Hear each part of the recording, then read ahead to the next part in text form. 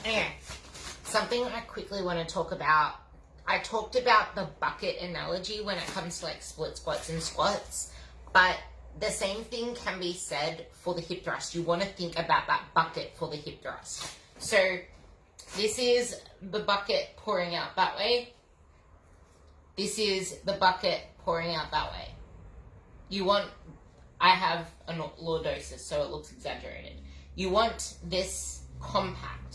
So when you're doing a hip thrust, which is what Luke was explaining in that video I tag everybody in, pretend I'm on like a bench. But when you're doing the hip thrust of whatever it is, you don't want to have this arched like this, doing that. Actually, I think this would be easier with the ball. There we go. Okay. Pretend that's a bench. You want your chin tucked, the bar's here. You don't want this and then up. This and then up. You want this compact, you want to come down, and then you want to come up again. You always want this on.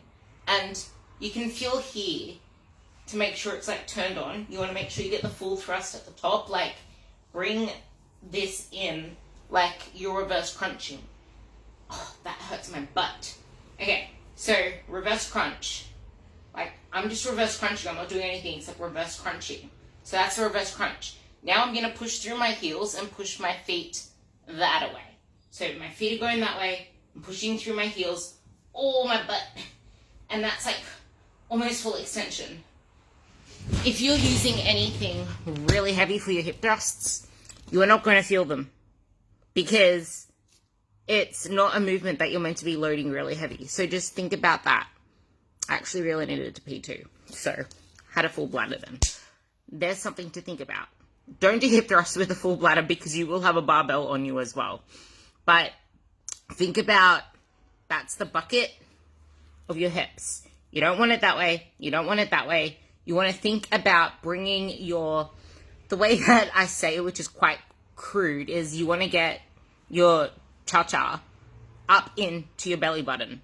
So think about, there's your pelvis. You want to get your cha-cha into your belly button. It's like folding it in.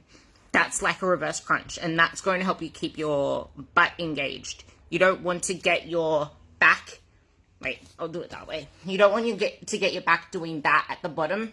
You want to keep it engaged like that. And then just swivel. So your back should be straight the whole time.